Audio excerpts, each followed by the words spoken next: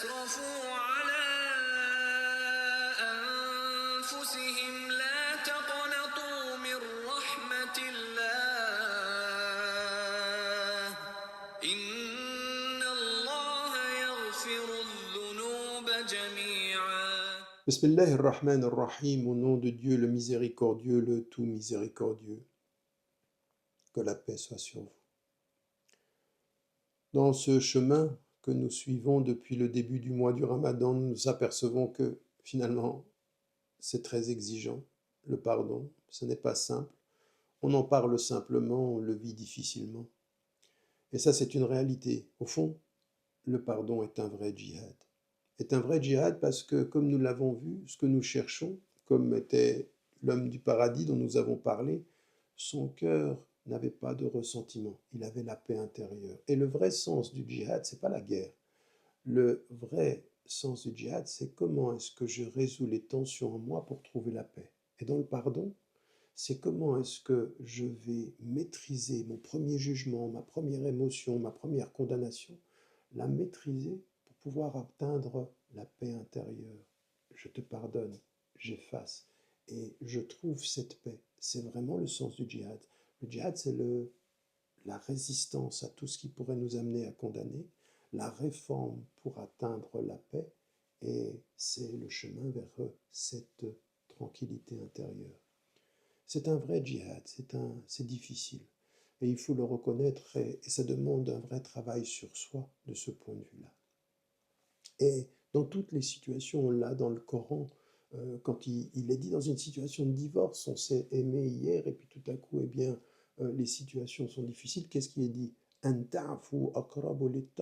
vous pardonniez, c'est plus proche de la conscience révérentielle de Dieu. Et n'oubliez pas la bonté entre vous. Ça, c'est ce que nous devons toujours travailler parce que les situations sont difficiles. Dans quelqu'un qu'on a pu aimer, quelqu'un avec qui on était marié, quelqu'un, eh bien, tout à coup, ça se transforme en haine dans la communauté, dans la famille. Eh bien, c'est un travail où il faut vraiment se maîtriser, vraiment se maîtriser. On le sait par rapport aux émotions. Le prophète, il dit à ses compagnons, même c'est qui est celui qui est le plus fort? Ben, eux, ils pensent tout de suite à la force physique, c'est celui qui renverse son ennemi. Non. Celui qui se retient, qui se maîtrise dans la colère.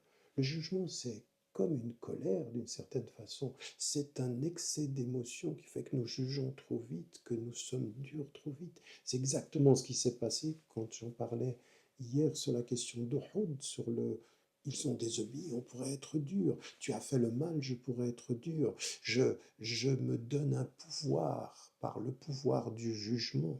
Le jugement me donne une position qui est une position où j'ai l'impression qu'au nom des principes, je m'exprime. Mais il se peut d'ailleurs que très subtilement, ce ne soit pas au nom des principes que tu es dur, au nom de ton ego, au nom du fait que tu as besoin de te rassurer, même parfois au nom de jalousie que tu peux entretenir.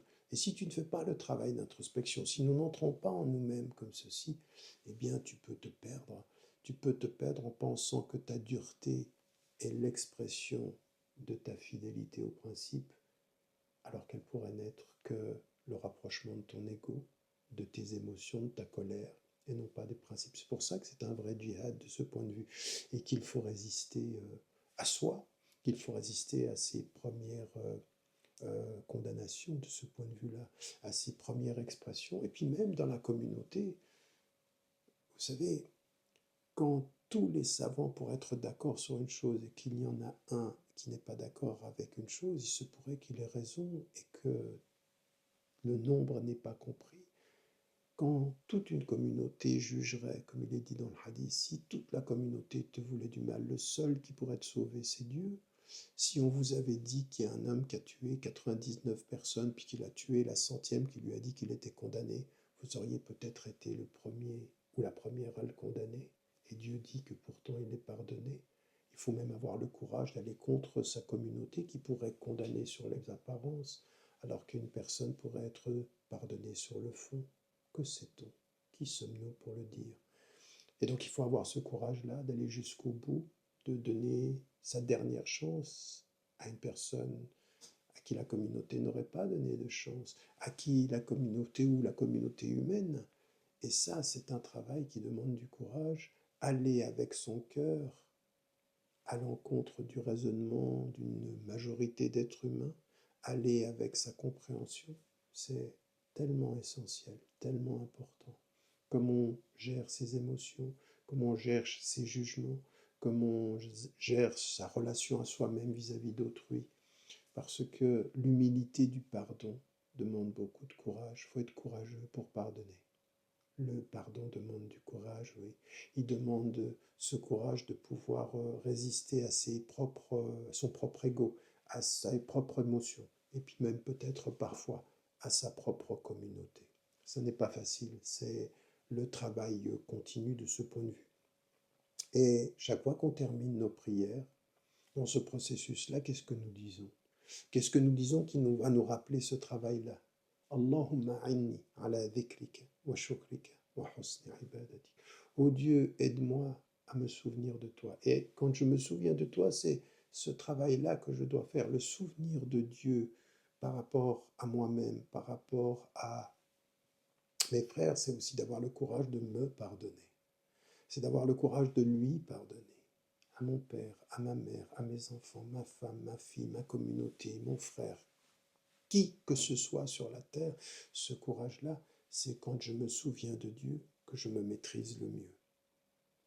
Et puis, le remerciement, que je te remercie pour cette gratitude, parce que cet éveil de la conscience, c'est une telle gratitude, ces signes que tu te donnes, c'est un tel don, que je parachève, j'embellisse mon adoration.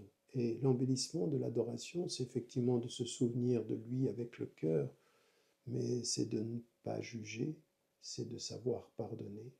Parfaire son adoration, c'est tout à la fois vis-à-vis de soi et vis-à-vis d'autrui, au nom de Dieu, de savoir aller plus loin que son ego, plus loin que ses émotions, apprendre à pardonner, revenir vers son cœur et y trouver, Insha al-Rahman, la tranquillité et la paix, un djihad.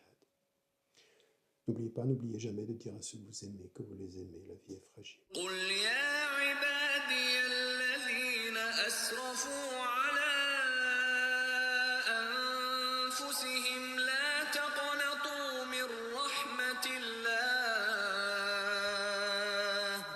إن الله يغفر الذنوب جميعا